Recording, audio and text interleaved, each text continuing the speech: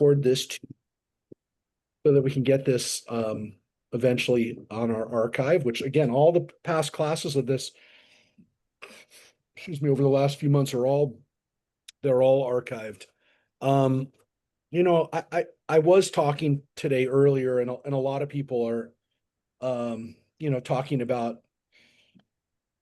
I mean, I think I need to say something just as we start. A lot of people are, especially, I think, unfortunately, those of us who've been around a little bit longer than some of our the next generation are troubled by what happened in New York, and I think this is a tough time for us in a lot of ways. Elections that have upset people on both the right and left and the center, and in any way that we kind of come to it now because of the polarization and the fact that we're electing people now that not only don't want to moderate or compromise, but are actually rewarded for not moderating it or compromising. Um, yeah, it's deeply troubling, and it's something that, again, I've been talking to a lot of friends in New York over the last day and a half, and we're still letting people in. Let me just say this as we let some of the people in here today. For people who are trying to explain this or in their feelings to other people, you might want to try this, which is a way that I've been telling people. And again, everybody, you're going to probably not find a lot of people whose minds are going to change, but at least when you want to explain some of what you're feeling right now, I offered this thought experiment to people. If you had the mayor of any large city in America come out and say during the campaign, I refuse to attend the gay pride parade, they would be unelectable.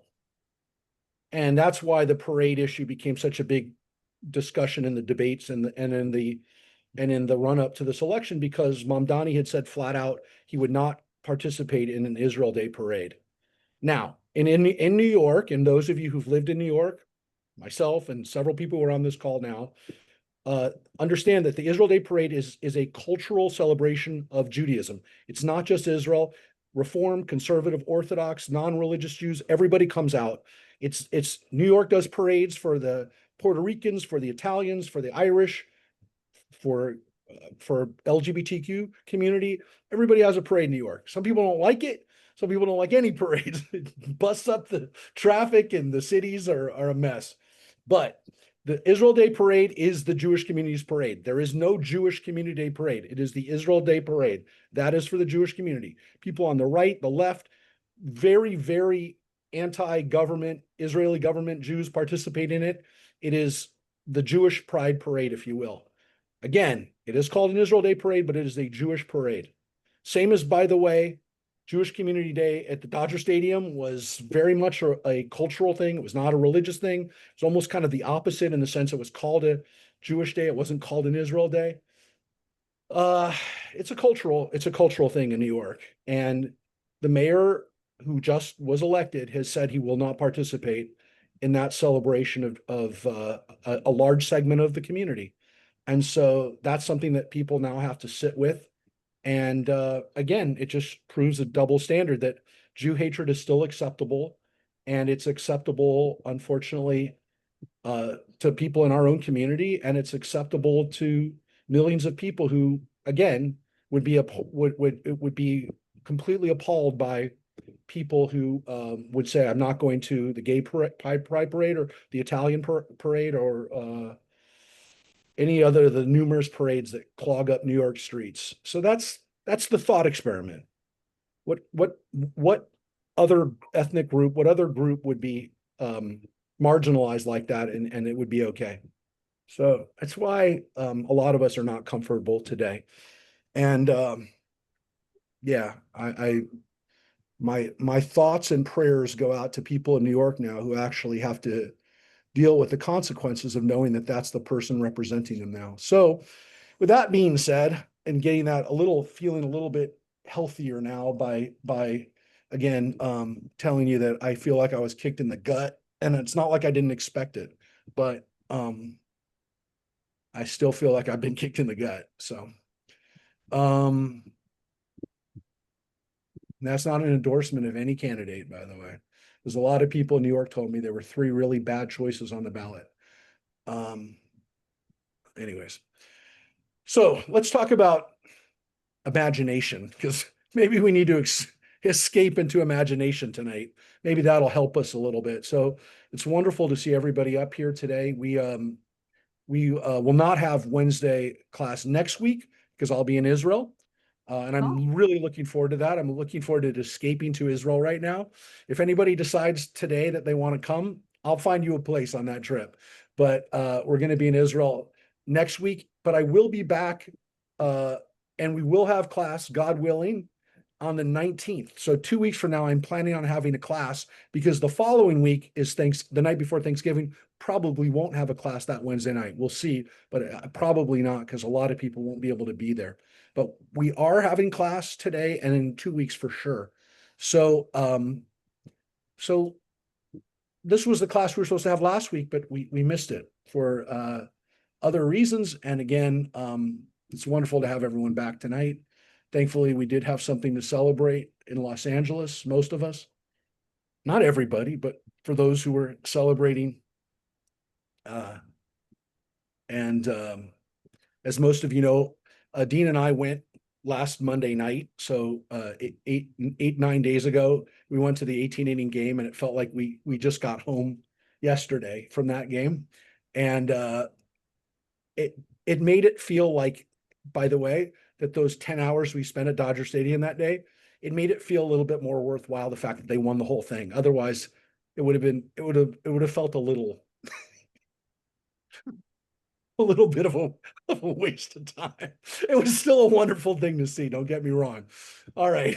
So now let's get into some Midrash and myth and stories, because we talked about it a couple of weeks ago when we looked at the Midrash. We talked about the rabbinic teachings that were both legend, what we call Agadah, and also what we call law, which is halacha.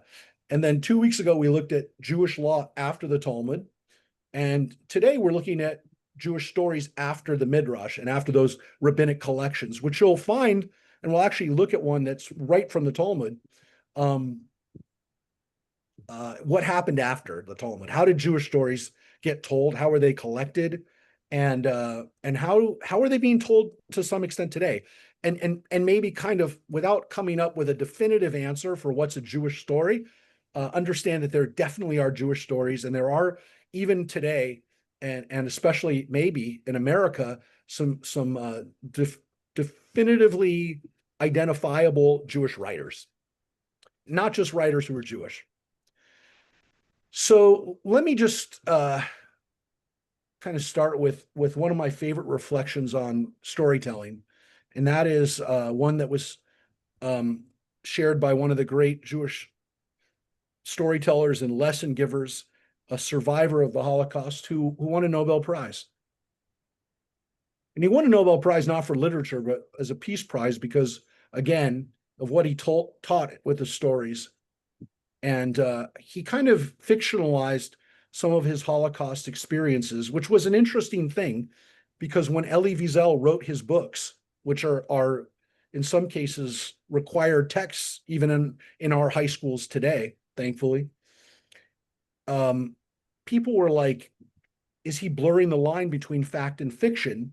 And to some extent, that's always been the case with Jewish stories. There's always kind of an element of reality, even in the most fantastic tales. And Elie Wiesel said that God created humanity because God loves stories.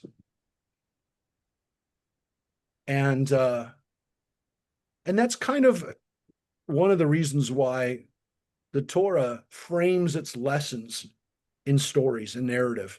There's obviously a lot of the Bible that's not. A lot of the Hebrew Bible, we talked about the sections of the Hebrew Bible. Much of it is not story narrative, but a lot of it is. And especially the Torah itself, one could argue that about 50 to 60% of the Torah is actually narrative, especially the entire book of Genesis, which has maybe arguably there's one law in there, which is circumcising your children your sons at 8 days. Um, but even again, most of Exodus, much of Numbers, and parts of Deuteronomy are our story, our narrative. And then in the Talmud, in the midst of the laws that are given in the Talmud, the rabbis gave us so much Agadah, so much legend, and we talked about, the Midrash, we talked about those collections, that it was obviously, once the legal texts became more focused just on legal texts, which we talked about 2 weeks ago, things like the Shulchan Aruch, the Mishneh Torah of Maimonides, those are completely devoid of narrative. That narrative had a place and was written with a lot of intention, but it wasn't necessarily, again, mixed with obvious law. And so they were kind of, during the post-Talmudic age, it was bifurcated so that you had law in one place and legend in another. And much of the legend was given orally, that was shared, orally by storytellers, by professional storytellers that went town to town and shared the stories. They were rabbis, but their main function in some cases was to be a storyteller. And the title of those rabbis, a rabbi who would tell stories, was called a Magid, with the same root word Agadah there, as a storyteller. And the stories would be told with a lesson, with a moral. And so a lot of the stories were for many, many centuries, were not necessarily written down. They were told orally. But during the Middle Ages, we start to get, and we're talking about, again, 700s, 800s, 1,000, 1,300. We start to get collections of these stories occasionally being written down, and we start to have some of those things. They find their way into traditional Judaism through texts that we found all over the world, all over the Jewish world, North Africa, Yemen, Europe, Western and Central and Eastern Europe. And I'm going to share with you one of those most famous collections, which is something you may not have heard of, but it's called the Alphabet of Ben Sirach. And there is a question to some extent how it came into being, because we do know there's a guy named Ben Sira who's quoted in the Talmud, and he's also his book Ben Sira is a product of the rabbinic period. But we start to see a version of what's called the Alphabet of Ben Sirach, which are texts that are they're based on Proverbs, and the Proverbs allow for stories to be told. And one of the most famous stories that's told in the Alphabet of Ben Sirach is the legend of Lilith. Now, we find references to Lilith in the Talmud, but we don't have a complete version of the Lilith tale. And I'm not going to show a lot of stories in their entirety today because we just don't have time, but there's some that I want to show. And this one is really, really important, because this story not only was a story that captivated people's imagination, but actually ended up having, I don't want to say practical applications, but it worked into superstitions that are still in weird ways kept. So here's a version of it from the Alphabet of Ben Sira. And this is a really important story, and it's also a story that I can share that is fairly easy for us to look at. And that is, and here's the story. So it's taught, right, that the young son of the king took ill, and this is Nebuchadnezzar's son. And Nebuchadnezzar said, "Heal my son. If you don't, I will kill you." Ben Sira immediately sat down and wrote an amulet with the holy name and he inscribed on it the angels in charge of medicine by their names, forms, and images, and by their wings, hands, and feet. Nebuchadnezzar looked at the amulet. Who are these? The angels who are in charge of medicine. Sinoi, Sansonoi, and Semangaloth. Well, God created Abraham, who was alone. He said, "It is not good for man to be alone." He also created a woman from the earth as he had created Adam himself, and he called her Lilith. Adam and Lilith immediately began to fight. She said, "I will not lie below." And he said, "I will not lie beneath you, but only on top. For you are fit only to be in the bottom position, while I am to be the superior one." Lilith responded, "We are equal to each other inasmuch as we were both created from the earth." But they would not listen to one another. When Lilith saw this, she pronounced the ineffable name and flew away into the air. Adam stood in prayer before his creator. "Sovereign of the universe," he said, "the woman you gave me has run away." At once the Holy One, blessed be he, sent these three angels to bring her back. And I'm going to continue with the story, but just let me explain what we just saw. So these three angels, their names are Sinoi, Sansonoi, and Simonongoloth, are the three angels that are part of this tale. And they're going to come back into the story because they're on the amulet. So what is this story of Lilith really about? Well, it's a somewhat rhetorical question because you just read what it's really about. It's about the first woman that's created who refuses to submit to her husband. Most of you have probably heard some version of the Lilith story. This is really the earliest version of the story. This version of Ben Sira is the one that kind of is the earliest or more most complete version of the story that I can show you. So why is the story even here? Why do we even need to have a Lilith story? Anybody? Because there's two different stories about the creation of man in Genesis. Exactly. So it starts with a textual problem. If Genesis chapter 1 says that man and women were created at the same time, how could in Genesis chapter 2 it has Adam going to sleep and God creating Eve out of his side? And so the story of Lilith emerges as an answer to that. Now, we'll finish the story and then we'll kind of explain also what's going on here.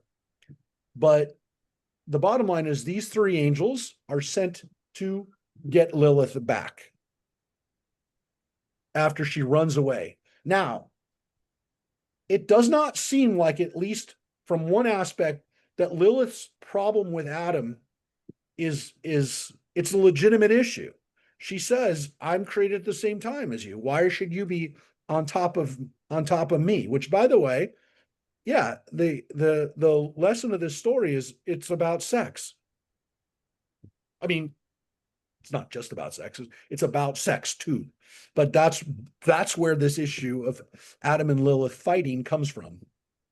By the way, if you want to watch a modern version of the Lilith tale, it was incorporated into Lucifer. Lilith was a character on the Lucifer television show.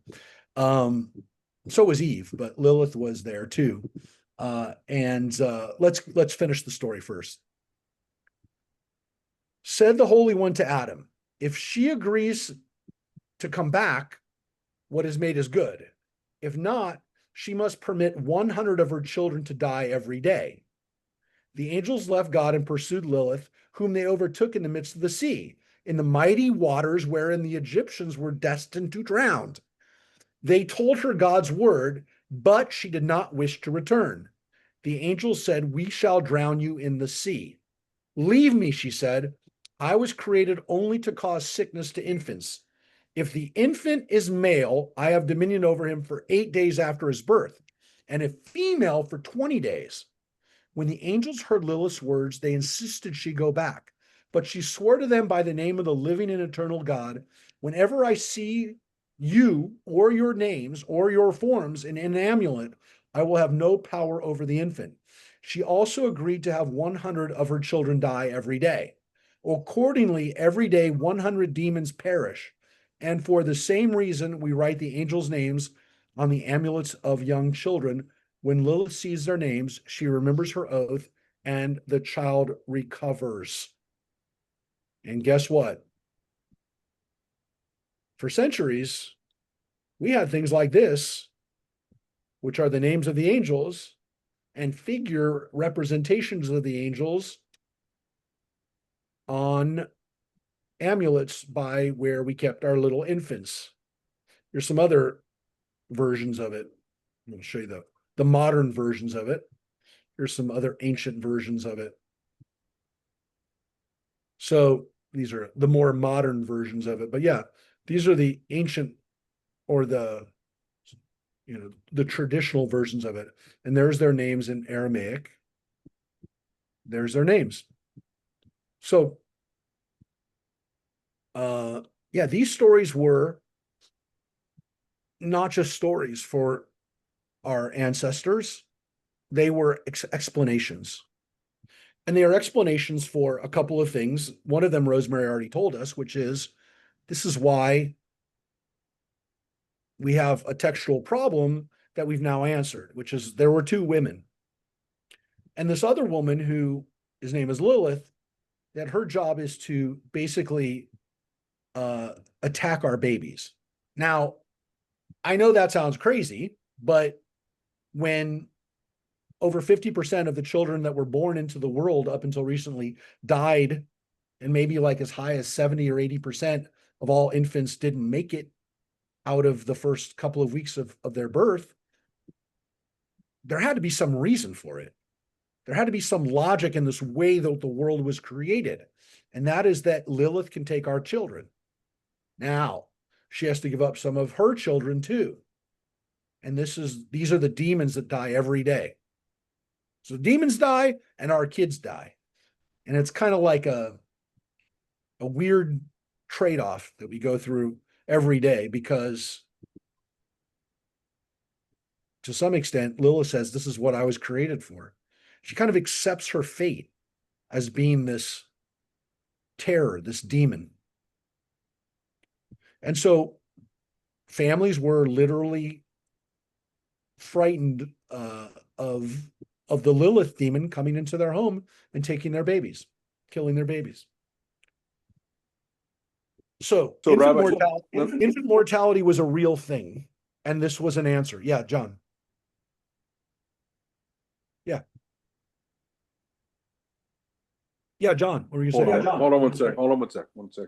I got to lower volumes on stuff here so I'm not screeching. If this is such an important story, why is I can't speak for anybody else on this, but why am I just hearing about this story? Because thankfully we don't have infant mortality like this anymore. So when people started no longer having to tie these amulets onto their, and by the way, I'm not saying there aren't people who still tie these amulets on, there are. But for people who are not so superstitious, just a little stitious, as Michael Scott on The Office would say, if you're a little stitious, you might tie a red ribbon on your baby's crib, and this is where it comes from. The red ribbon would oftentimes have the name of the angels on it. This was what people thought they might have to do in order to keep the demon away. Now, what we know from history and from things that we've uncovered in cultural anthropology, if you will, and studies, is that the Lilith demon was part of the imagination and superstitions of people throughout that area of the Middle East. Lilith, by her name, means nighttime. Nighttime. Lilith is the evening. She's the demon of the evening that you were scared of. One of the things that go bump in the night, if you will. Now, if everyone believed in the Lilith demon, then to some extent, what this story also is the Jewish way of contextualizing a story that everybody already believes. So everyone believes in the Lilith demon. Babies are dying, and everyone believes it's Lilith. How does she fit into our world? And so we have a story here that incorporates her into our world. She's not in the Bible, but the Bible provided an opening for her to come in. And this is where the rabbis gave us this. The rabbis first talk about Lilith in the Talmud, but we don't have a full version of it. But this is kind of like what we think the rabbis were talking about, because by the time we get this in the Middle Ages, and the version of this that I just shared with you is from about from 700 to 1000. We think that this story exists in a known way during the Talmudic period, based on what the Talmud says too, and again based on what we know the other legends of this that exist. And again, you'll see Jewish feminists have written arguments urging for Lilith's depiction to be reevaluated. Look, there's no question that the story of Lilith is, was to some extent used in traditional Judaism to kind of explain why women are supposed to be subservient. But what's interesting about it is it's not her refusal to lay down and be subservient to her husband. It's really what she does when she decides she doesn't want to be subservient, rather than, essentially go to God and say, hey, God, how do we fix this? She decides to use magic and essentially uproot and upset the system, And so, God has to now make Eve and everything else, which kind of to some extent is like not necessarily the way God wanted to do it. That maybe there was a way for men and women to have more equality initially, but it doesn't work. Now, again, I don't want to make as much as much as this is a legend and an important legend. This is one legend. This is one example. I think it's one of the best examples because, number one, it explains, a textual problem of the two versions of female creation. It teaches us a lesson, which is not necessarily a lesson that we all want to know, which is that, women, this is how women wound up with the situation we have. And this is how we wound up having babies die.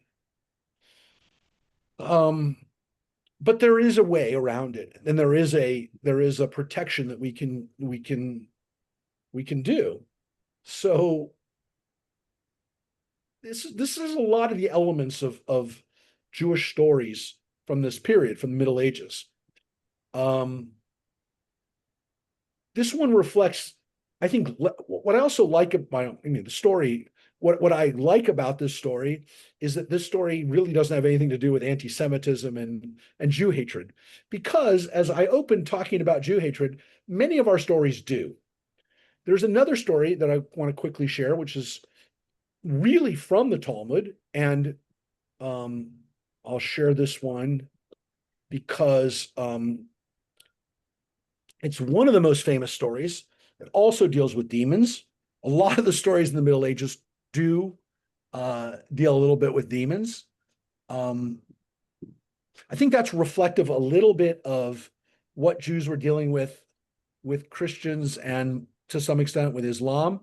I think that it kind of made for, kind of being consistent. How can we tell stories that other people also will understand and relate to, so that when Jews are hearing everyone's sharing stories, our stories are kind of similar in some way, and so, demons make their way into Jewish stories, but demons are always subservient to God. And the demons are not, even if they get powerful, they always have to be able to be bound, and they be able to be commanded. And what's so wonderful about the story I'm going to share with you is that it's exactly about what we're reading now on Tuesdays, which is the last couple of weeks. We're reading about the construction of the temple by Solomon. And there's a wonderful story. I know some of you know this story too, because it's one of the most famous stories. This one is in the Talmud, and I'm sharing it with you from the Talmud because it's developed a lot in a lot of other places, but the original place where it comes from, it actually I think to some extent has the most Jewish element to it, because it really here focuses on the temple. And so here's the story. So it says, as it is written with regard to the building of the temple, for the house when it was being built was built of stone made ready at the quarry, and there was neither hammer nor axe nor any tool of iron heard in the house while it was being built. So according to the Book of Kings, and it's in the Book of Chronicles as well, how did we make stone without cutting it? And this idea that they didn't use metal tools on it was because it was a holy temple. They didn't want to use something that might have been used as a weapon. So it couldn't use something made out of metal that was either used as a weapon or might be used as a weapon. How could you take a saw or a blade that you use to cut the temple and then go out and kill somebody with it? So we can't have any of that. But then how would you do it? How could you cut it? So Solomon said to the sages, by the way, the sages, seems like there's, Solomon had rabbis, which by the way is an anachronism because he had priests and he had prophets. He didn't have rabbis, he didn't have sages yet, but they like to say that they were already there. How shall I make it so this stone will be precisely cut without using iron? And they said to him, there is a creature called a shamir that can cut the stones. And Moses used that to cut the stones of the ephod, which was the stones that he had on his breastplate, on the Kohanic breastplate for his brother, and those were cut by a shamir. It's a creature, some kind of worm, insect, magical creature. It's a magical creature, remember? So not necessarily a creature that we have to find in nature. Solomon said to them, where is it found? And they said to him, bring me a male demon and a female demon and torment them together. It is possible that they know where, and due to the suffering, they will reveal the place to you. That's insane, by the way. Find demons and torture them. Solomon brought a male and female demon and tormented them together, and they said, we do not know where to find the shamir.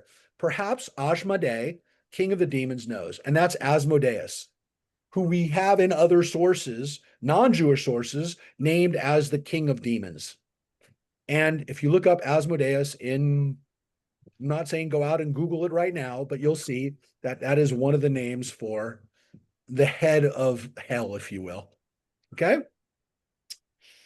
Solomon said to them, where is Asmodeus? Where's Ashmedai? And they said to him, he is on such and such mountain. He has dug a pit for himself there and filled it with water and covered it with a rock and sealed it with his seal. And every day he ascends to heaven and studies in this heavenly study hall. And then he descends to earth and studies in the earthly study hall. And he comes to check his seal to ensure that nobody's entered his pit. And he uncovers it and he drinks from the water of the pit. Then he covers it and seals it again and goes. Now, if this is the devil, this is the devil that likes to study Torah. Okay? Not exactly the Prince of Darkness. I'm not saying you want to be friendly with him, but it's not exactly what you think, right? Or maybe not what you think, but what you would think if I told you he was the head of the demons. Solomon sent for Benaiah, that guy, right? His commander of his army, son of Yehoiada, the royal entourage. And he gave him a chain on which was the sacred name God was carved, and a ring which the sacred name was carved, and fleeces of wool and wineskins of wine. What did Benaiah do? He went and dug a pit lower than the mountain, below the pit dug by Ashmedai. He drained the water and plugged it with the fleeces of wool so that Ashmedai's pit was emptied. And he dug a pit higher up the mountain, above Ashmedai's pit. And he poured the wine into it so that the wine filled Ashmedai's pit. And he plugged the lower and upper pits that he dug. And he climbed and he sat in a tree. And when Ashmedai came, he checked his seal, opened the pit, and found it to be filled with wine. And he said that it is written, wine is a mocker, strong drink is riotous, and whoever wallows in it is not wise. It's from Proverbs. And it is written, harlotry wine and new wine take away the heart, from Hosea, from the prophets. He concluded, I will not drink this wine. But eventually, he became thirsty, he was unable to resist the wine, and he drank it. He became intoxicated, and he fell asleep.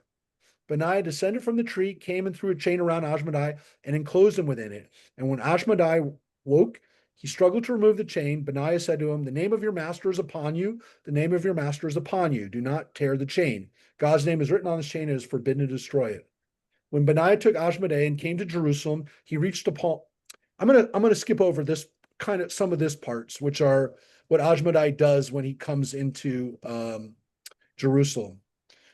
When Ashmedai arrived there in Jerusalem, they did not bring him before Solomon until 3 days had passed. On the first day, he said to them, "Why doesn't the king want to see me?" I'm also going to kind of skip over this part a little bit. You can go back and read this if you want, but I'm going to tell you what happens. The end of 3 days, Ashmedai came before Solomon. Ashmedai took a reed and measured 4 cubits, threw it before him. He said to Solomon, "See, when you die, you will have nothing in this world except for the 4 cubits of your grave. Now you have conquered the entire world, and yet you are not satisfied until you also conquer me." Solomon said to him, "I need nothing from you. I want to build a temple, and I need the shamir for this." And Ashmedai said to him, "Shamir was not given to me, but it was given to the angelic minister of the sea, and he gives it only to the wild rooster, also known as the duchifat or the hoopoe, whom he trusts by the force of his oath to return it. And what does the wild rooster do with it? He brings it to the mountains that are not fit for habitation, and he places the shamir on the craggy rock on the mountain splits.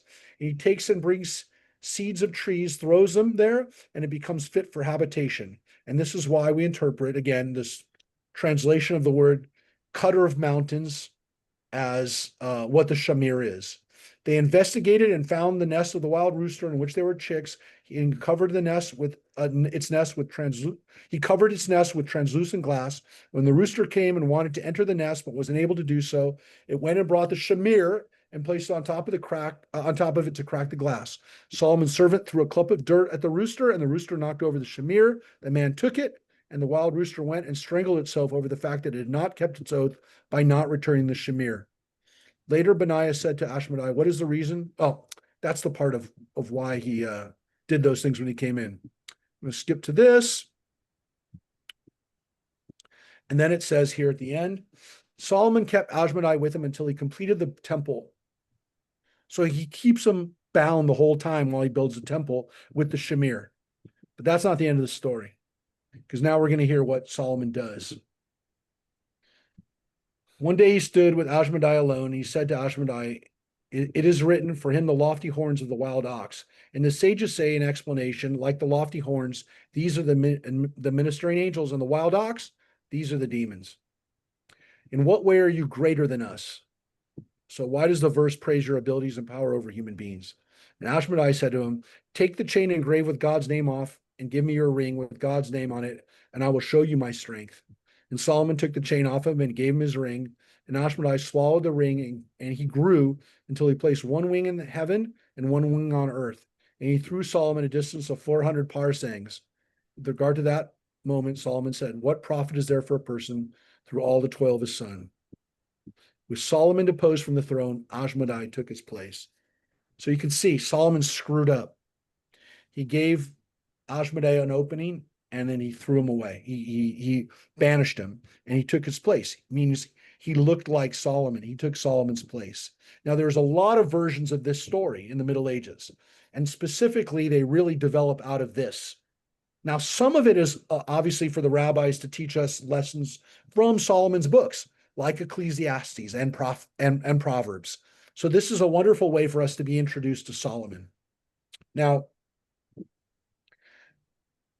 and to understand why he said some of the things that he said, and to understand why Solomon screwed up. And here's a perfect example, again, of a person in the hubris, right? Solomon had everything, but his desire for control gets him into trouble. And to some extent, with all the wisdom that he had, he still couldn't understand that there's a reason why you don't mess with demons. Why did he keep him in the first place? Once he had the shamir, he didn't need Asmodeus anymore. So this story is one, again, a lesson of how people create the seeds of their own destruction. Now, if you think about it, this is, to some extent, one of the greater lessons of the stories of of Jewish tales, which are constantly lessons of not letting things get out of hand. No matter how much you have, you always want more. And when you allow that to really manifest, you're going to get into trouble. And quite frankly, that we really have to be careful of the argument that the ends justify the means. That if we create something that's really, really powerful, we might be creating the seeds of our own destruction. That's specifically a very Jewish tale. And the next story that I'm going to share with you from the Middle Ages is not, I'm going to tell you the whole story, because you know the story. And that's the legends of the golem. Now, again, the word golem goes back, is mentioned in the Bible, in the book of Psalms, as something that could be understood as raw or unfinished form. And by the rabbinic period, by the time of the Talmud, we have descriptions of golems. And these are literally human beings type, human being type things that are created by the rabbis, but can never fully be human because they don't have divine energy. And so we have them as early as the Talmud. But later on, during the Middle Ages, we have a book called the Sefer Yetzirah, which is a mystic book, a book of mystical lessons and, to some extent, formulas and spells. And we start to talk in more detail about the creation of these types of things. And the most famous version is actually this version right here, the Golem of Prague. And what's interesting about this story is that the Golem of Prague, again, would date from Judah Loew, Rabbi Judah Loew, who lived in the 1500s. And according to the Golem of Prague story, Judah Loew, he's known as the Maharal, that's his acronym, Rabbi Judah Loew. He creates the golem to protect the community. And he gives the golem, he animates the golem, and he makes him strong and to some extent, invincible, so that he can protect the community. But what we have in the story is, or some of the earliest versions of the story, is that the golem eventually can no longer be controlled. And the way the rabbis, have always made the golems was throughout the earliest versions of them in the Talmud, where we get these descriptions, is by using Hebrew letters and Hebrew words. And as long as these words are used in the right way, the golem will animate and then go back to essentially becoming mud again when the words are either taken from its mouth on a parchment piece, or in some cases, some versions written on the golem. And that's the way we control. Very similar to the way Asmodeus is controlled by the divine name on the amulet that binds him, the chains that bind him, and the amulet that locks them together. The golem is controlled by those words. So there are different versions of it, of why Judah eventually says, I can't do this anymore. I can't make this golem anymore. I can't animate it because I can't control it. It becomes too violent. Or it falls in love. And according to tradition, Judah finally, when he decides to not animate it anymore, its body is in the Alt New Synagogue in Prague, which some of you have been to and which we're going to go to in June. This is the exact building. It's the same building. It survived where the golem was, according to tradition, stored in the attic up here. Now the golem has become the mascot, if you will, of the Prague Jewish quarter, and to some extent Prague itself. They love the golem story, and they've completely adopted it as one of their stories. So this story of creating and animating a somewhat sentient being, of course, becomes. So here's where it plays out into the modern. There's some of the versions of it, but of course, we can see it in Frankenstein and also The Sorcerer's Apprentice. Now, what's interesting is, I don't know if you know this. Some of you might not know this. It's also, again, to some extent, seen as the kind of the precursor to some of the robots that we create, or cyborgs that get out of control.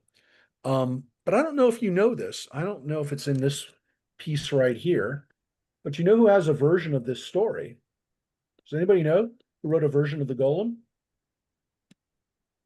Before Mary Shelley. Nope. It's not that one. Yeah, the Brothers Grimm wrote a version of the Golem. Did you know that? Anybody know that? I did not know that. Yeah. And I want to tell you something. You should know it. We should all know it. Because in the Grimm's version of the Golem, interestingly,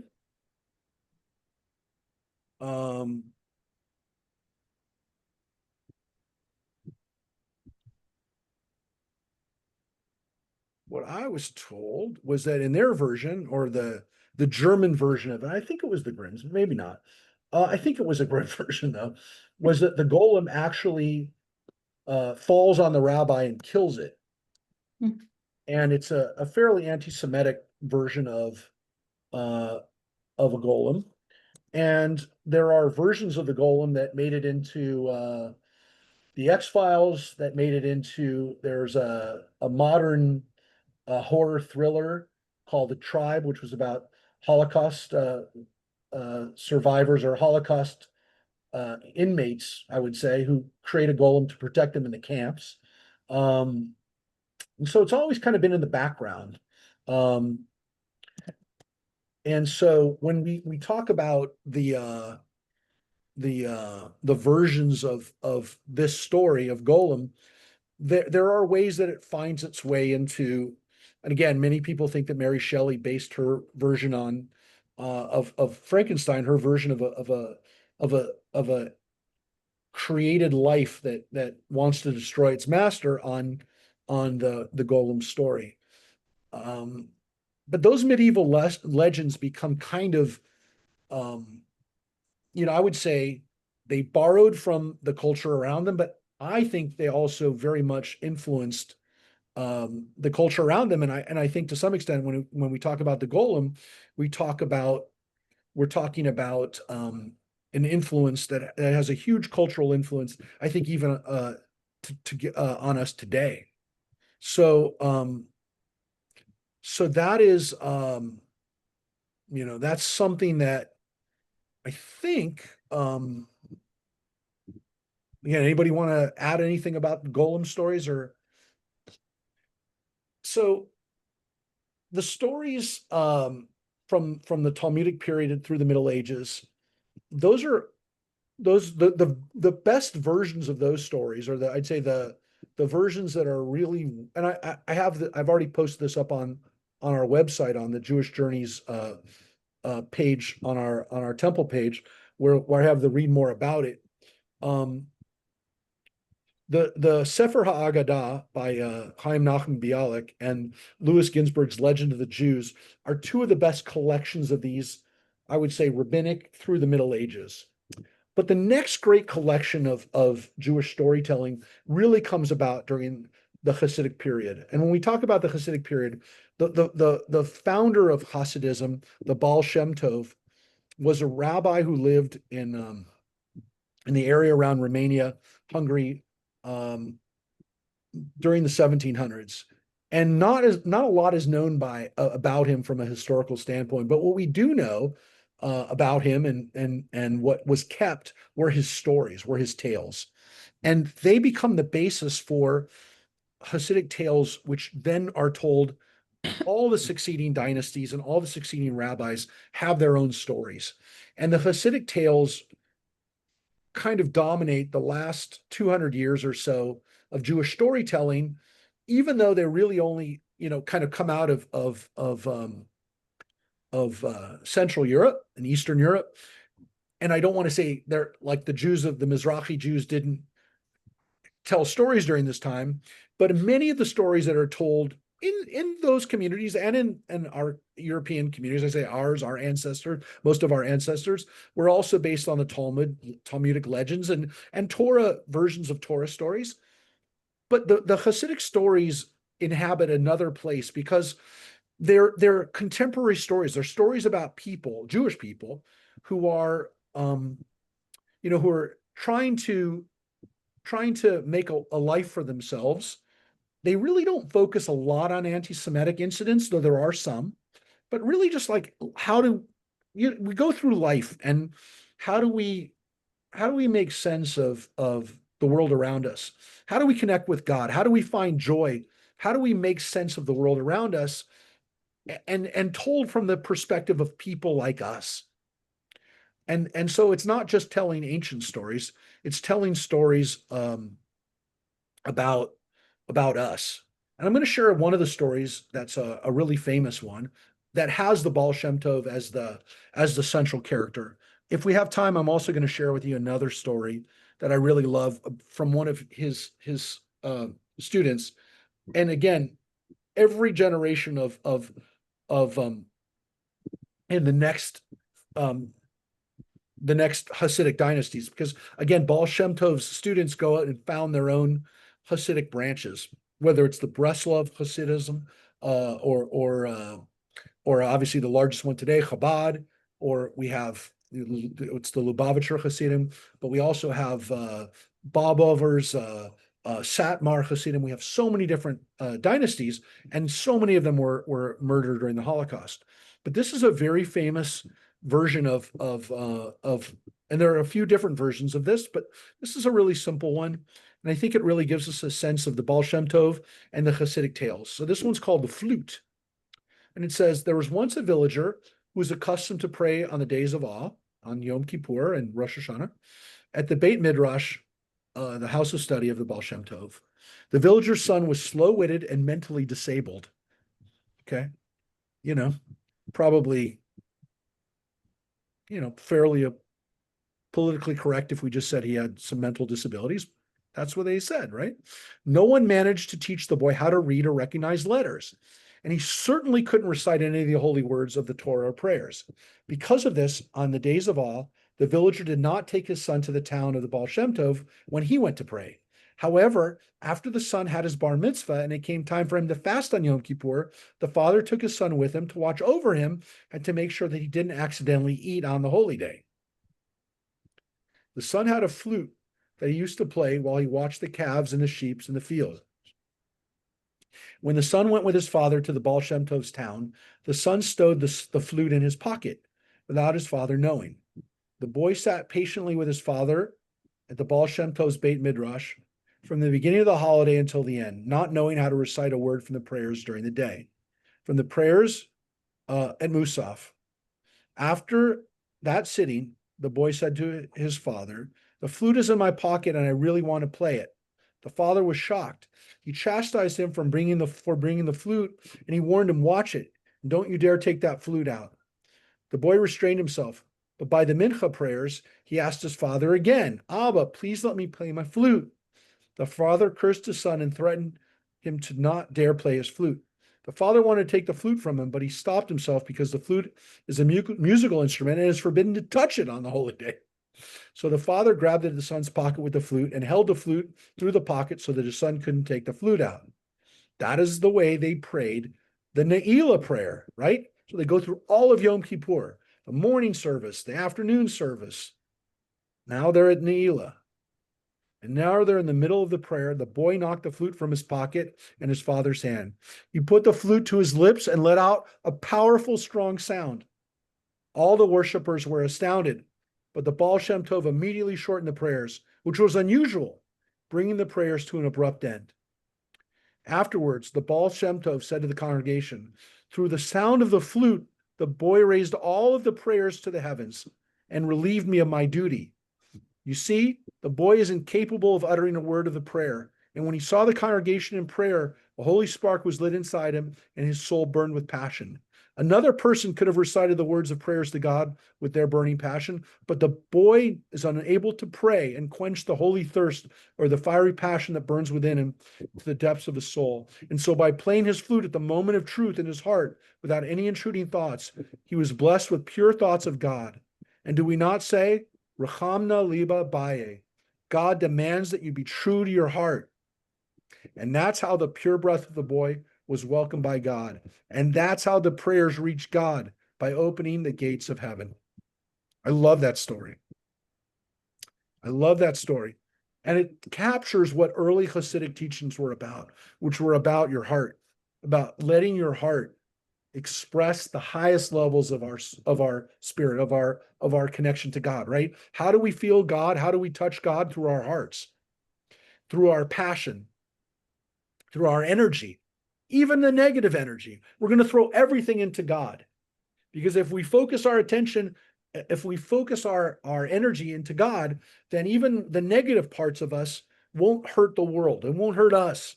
We're going to put it in towards God. And so when I have this, like, when I have bad thoughts, or when I have thoughts that are going to be, I know are going to hurt myself, I'm going to put them into God. And look, this guy, the little kid, he broke up the prayers, but he didn't really, because he helped everybody, because he had his soul open up everybody's soul, everybody's connection to God. So I love that story. I love that story because it's a simple story. It's very easy to understand, and it gets to a beautiful truth, which is our prayers have to have heart behind them. So if we don't know the words to a prayer, when we pour out our hearts to God, if we pour out our hearts, that's all that matters. Not only for us, it helps everybody. So it's a great story. That's a perfect example of these tales. Let's see if we have enough time. I'll share one more. We do. I'm going to share one more short Hasidic tale. This one I shared a few years ago, but I want to share it now because I think it's a great lesson about the dark side of ourselves, right? As I said, the great thing about the Hasidic tales is they deal with the reality of who we are, the good and the bad. And this one I love. So I'll share it with you now.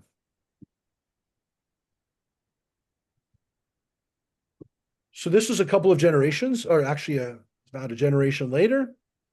The great Rebbe Levi Yitzhak of Berditchev. And remember, these rabbis are all known from the towns that they came from. So this is like in Ukraine. A lot of the rabbis lived in Ukraine or Russia or Belarusia, what's today Belarusia, Poland. The great Rebbe Levi Yitzhak of Berditchev told a story of a young man who, to the embarrassment of his family, went off in a bad direction. He became a criminal, pickpocket, stealing from neighbors, robbing people, showing no respect for the law or for other people's property. The young man died shortly after Rosh Hashanah, and would be going to the bad place as a punishment for the life he led.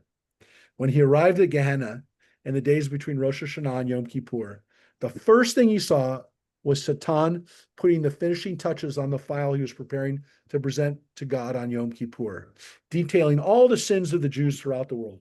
Every lie, every act of deceit or cruelty. It was a long and embarrassing document, and Satan was prepared to use it to convince God to inscribe all those less than perfect Jews for the not good stuff. Right?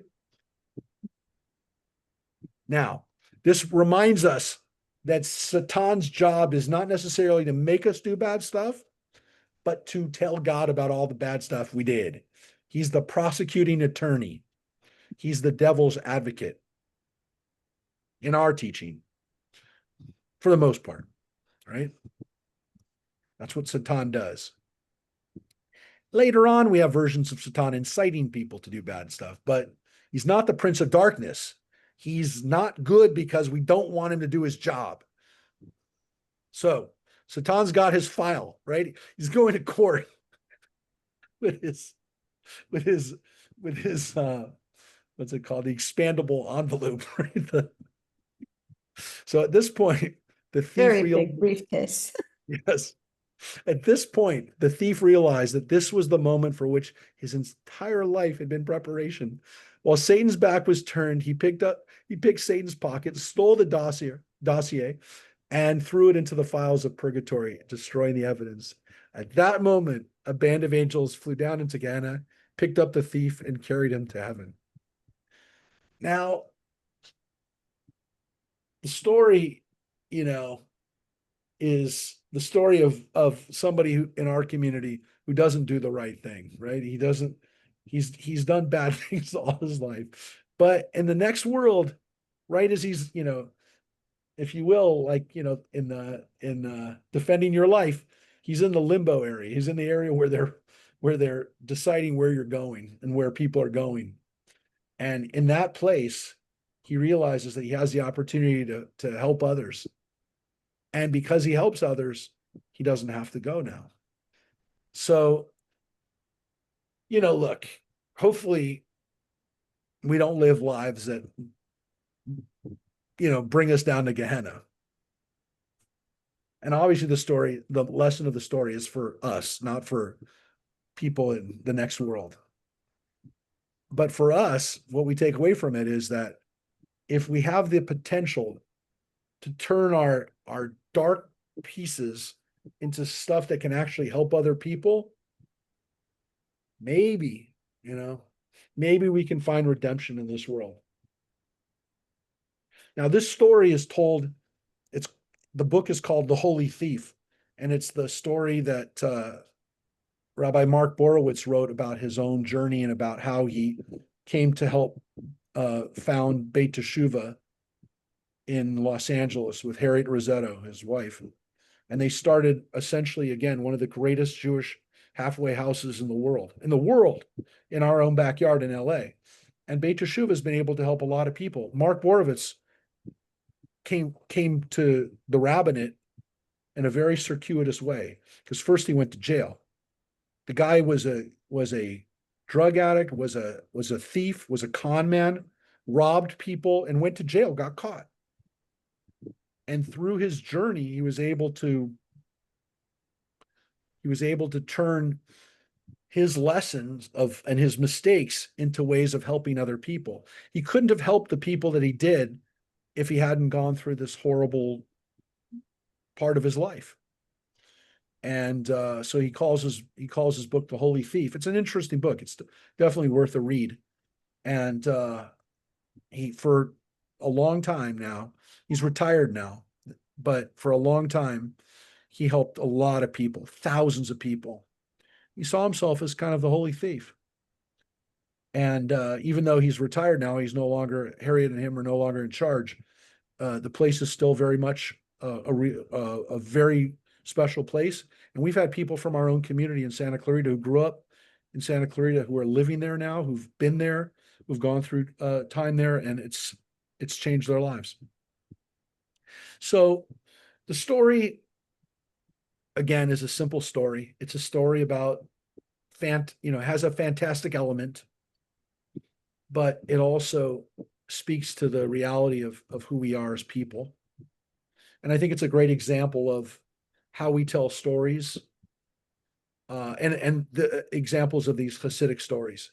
Now, the really, really wonderful collections of Hasidic stories you can find in one of the great examples of these tales is the collection that Martin Buber, we talked about. Martin Buber was a great philosopher, but he also was a great collector of Jewish tales. And he grew up in a Hasidic family, even though he himself became a philosopher and to some extent a secularist. He loved the Hasidic tales, and he created a great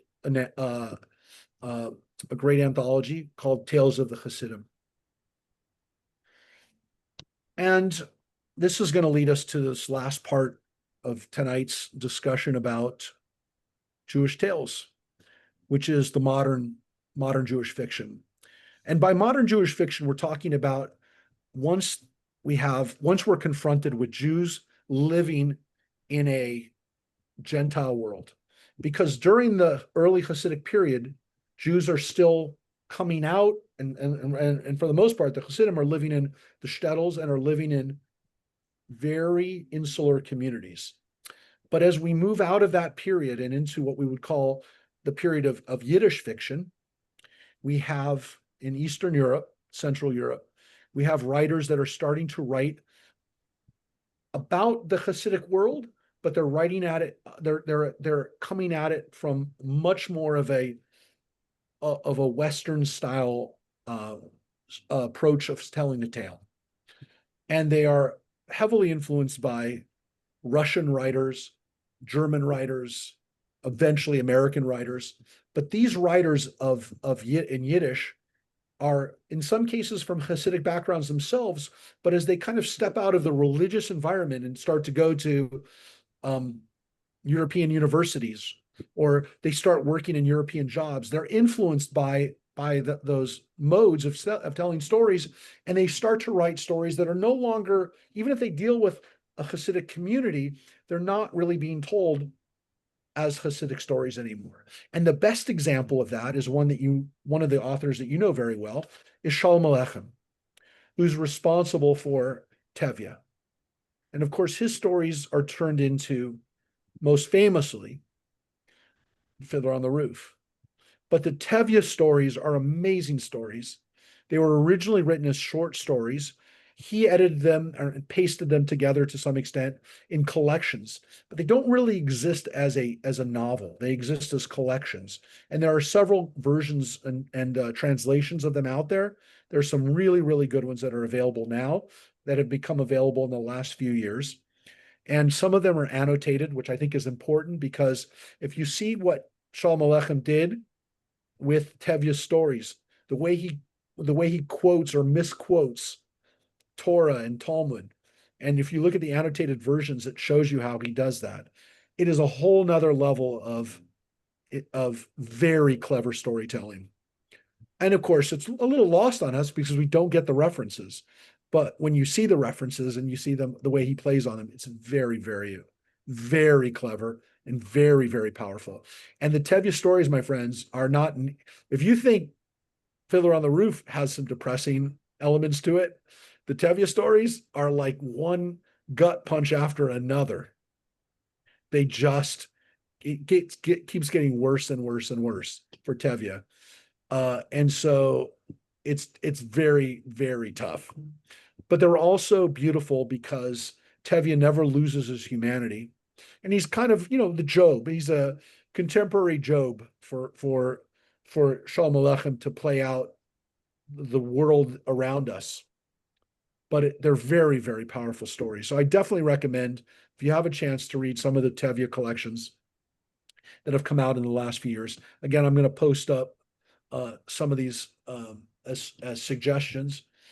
But Shalom Aleichem wrote in Yiddish and really was bringing into both our consciousness and the world around him the Jewish stories. But he was less concerned with the world around him hearing his stories because he wrote in Yiddish. And he knew his stories were being translated, but he really wrote, by writing in Yiddish, he really knew he was writing to a Jewish audience.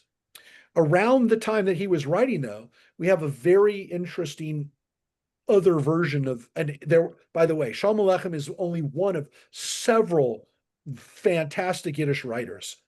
Another one of the great ones, Yud Lamed Peretz, I.L. Peretz, another one of the great ones, Mendel Mocher's Forum, Mendel the bookseller. These were all contemporaries who wrote in Yiddish, like Shalom Aleichem, and were amazing writers and tell stories that are powerful, that are heart-wrenching, but are amazing stories. But while these guys are writing in Yiddish, we have a guy that's writing not so much necessarily for the Jews, but very much along the lines of what these Yiddish writers are also writing, which are, look, I'm not going to tell you that these people necessarily were writing with the intention of being existentialist or philosophical, but one of the great writers of this time, who was writing in German, though he lived primarily in Prague, was Franz Kafka. And Franz Kafka used a lot of the language of his community to I was going to show you some of the stuff that he wrote. But you know him more from Metamorphosis, The Trial, some of the books that he wrote that were translated into English, and in some cases are required reading in high school or maybe in college. But Kafka was very much within the realm of Jewish writers who used myth and imagination to make the human experience to help us understand and be thoughtful about our lives, even when it's hard, even when it's in some cases breaking, devastatingly hard to take in.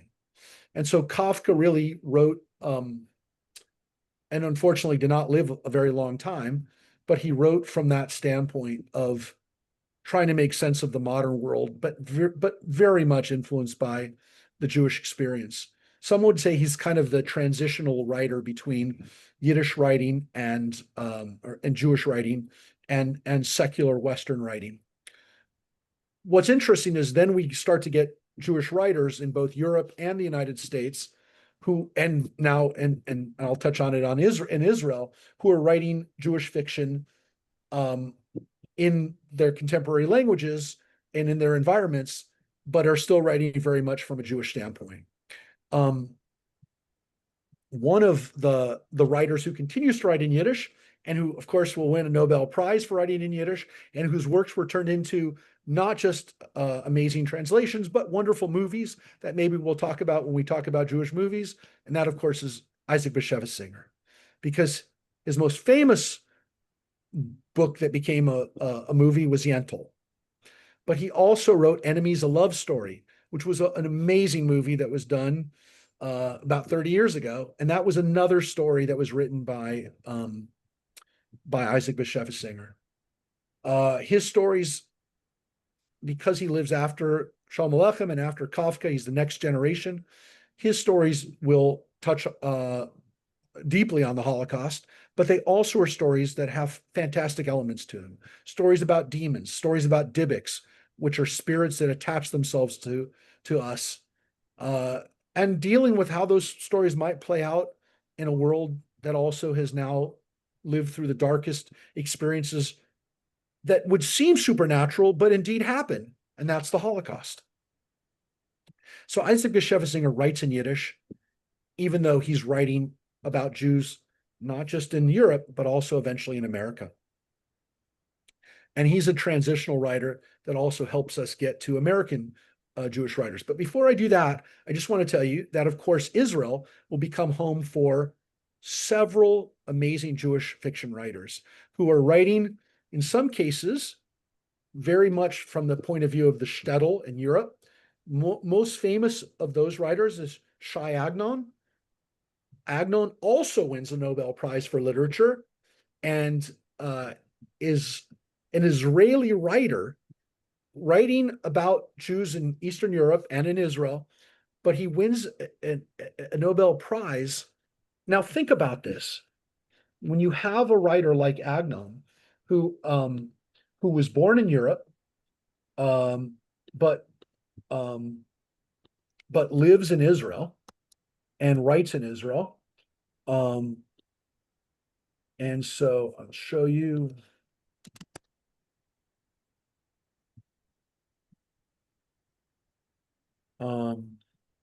Just here's Agnon. So he was born in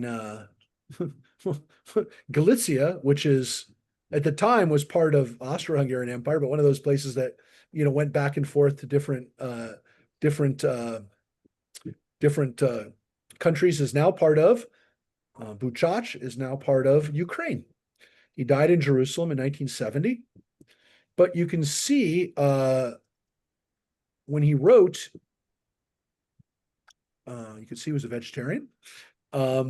He wrote about life in Eastern Europe, and also again what it was like to be in Israel.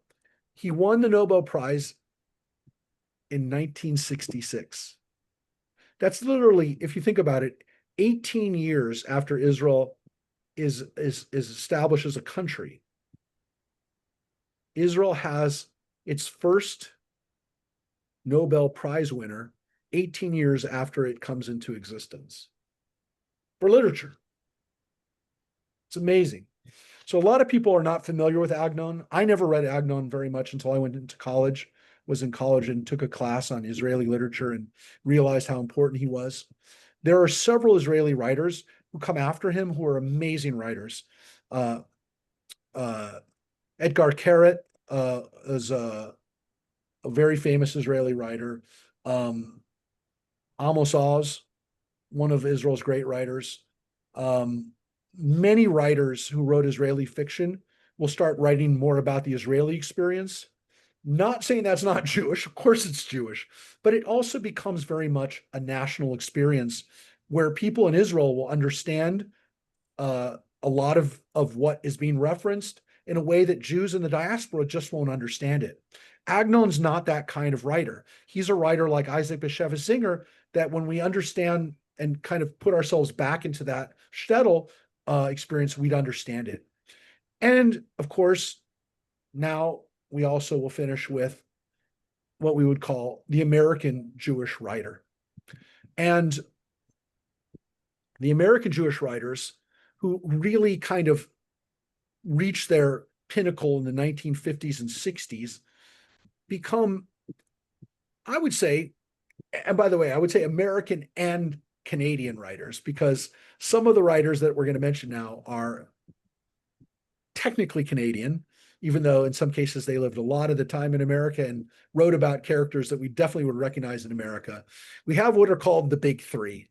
The big three of American Jewish writers, who I hope everybody has either read one of them or will read one of them at some point in their lives, because they capture American Jewish experience through fiction, are Philip Roth, Saul Bellow, and Bernard Malamud.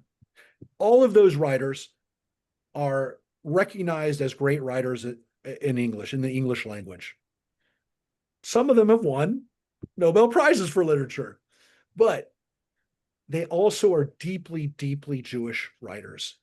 And, sometimes they would actually bristle at the understanding that they would be considered Jewish writers and not American writers or Canadian writers, but they also understood very much that they were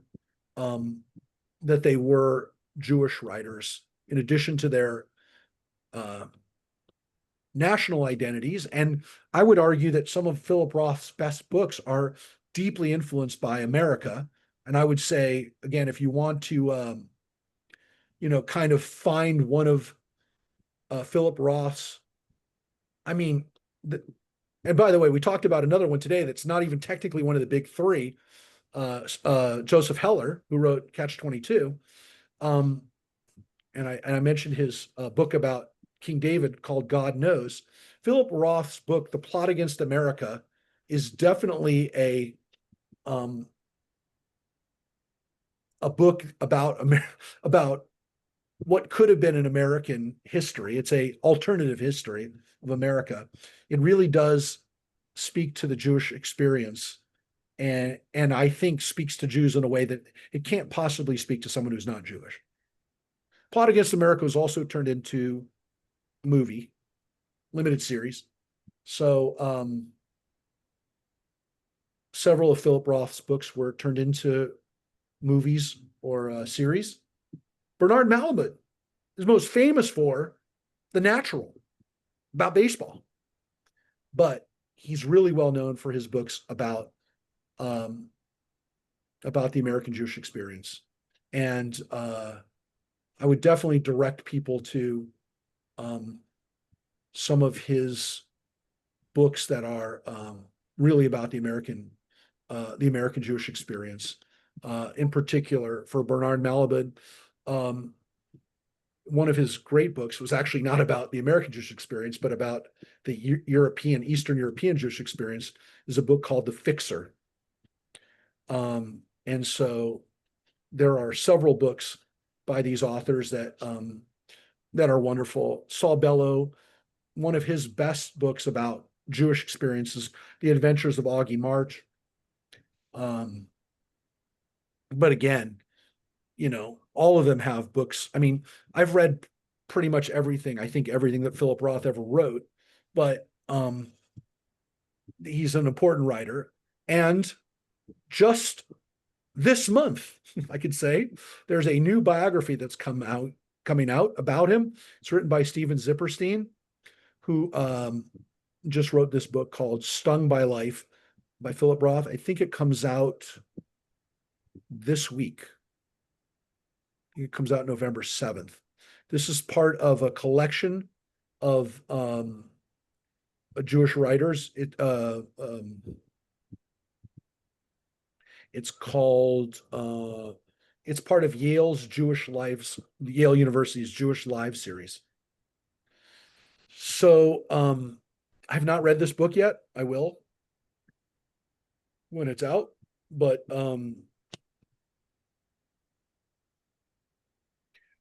if you haven't read Philip Roth, or if you haven't read Philip Roth in a long time, go back and read Philip Roth, because at the time that his books came out, they were scandalous.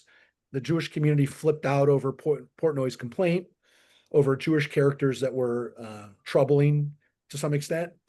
But I think, we've become a little bit, well, I don't know if we've become more comfortable with understanding that Jews are like everybody else. But one of the things that I think we appreciate now is that the things that scandalized us about the characters initially, we'd consider this kind of like normal things that people write about. Our level of scandal has changed. So you might not be as scandalized by it as our parents and grandparents were when his books came out. So definitely, his books deal less with fantasy, I would say, than some other books, especially people like Isaac Bashevis Singer, who were, they definitely overlapped. And the big three are definitely, the pantheon of Jewish writers, but of course they're not the end of American Jewish fiction. It's still being created. It's impossible to talk about Jewish fiction without talking about some of the people who continue to write, like Dara Horn in this country. If you haven't read her work, she's also written some nonfiction as well, including a book that's very important about Jew hatred called People Love Dead Jews. Naomi Alderman, one of my favorite books that's a Jewish fiction because it's Jewish Midrash in its purest form, is Anita Diamant's The Red Tent. You do not have to be a woman or want to read women's fiction to truly love The Red Tent. I think it's a phenomenal book. It's turned into a movie. The movie wasn't great, but the story, I think, is an amazing Midrash version of our ancestor Dinah and our matriarchs Rachel and Leah. It's a very, very, I think it's a beautiful Midrash, The Red Tent by Anita Diamant.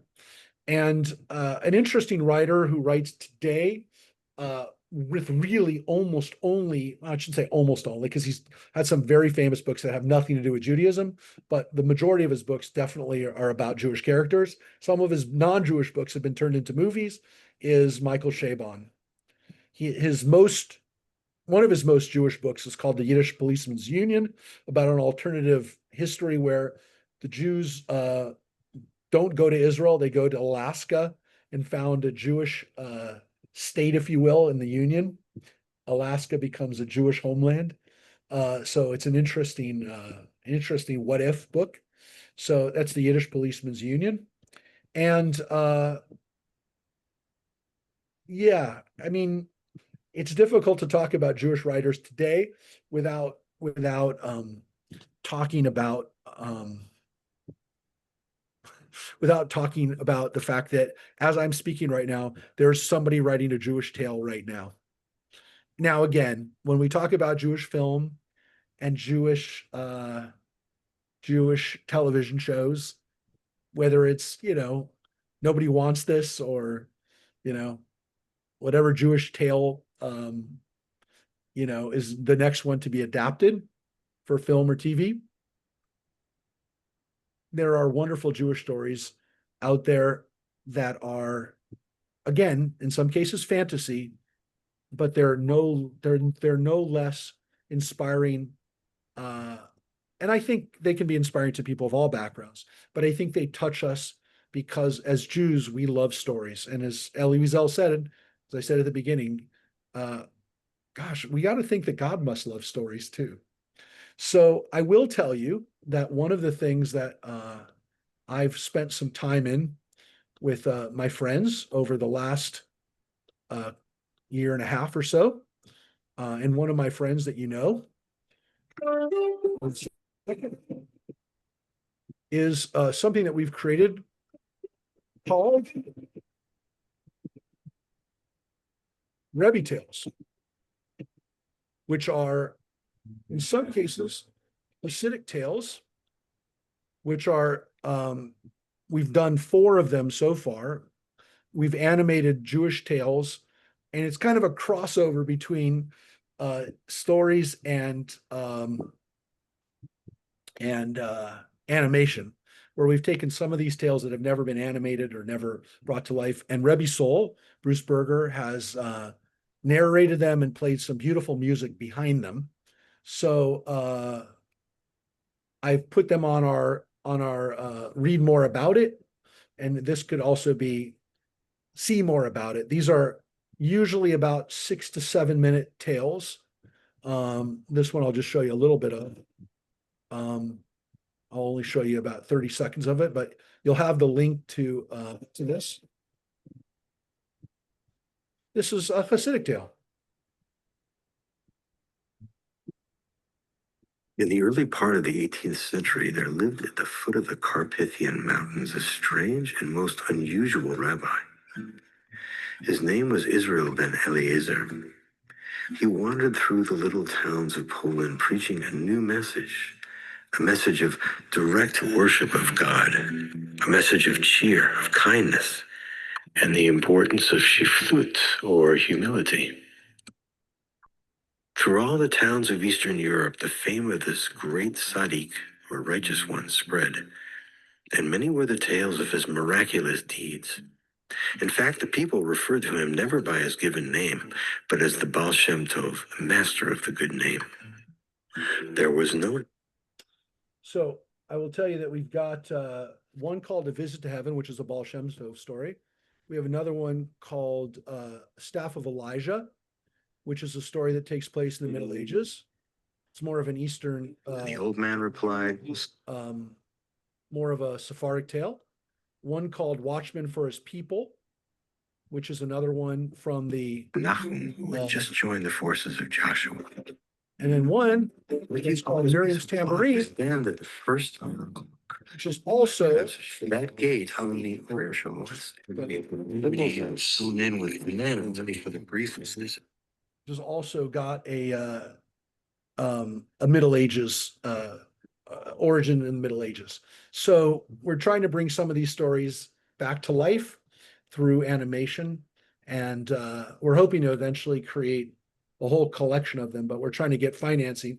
Doing animation is actually super expensive. So my goal at some point is to we've created one kind of like 22-minute version of a anthology, and eventually again we want to be able to do probably 50 or 60 of these. So I love these stories. I love Jewish tales.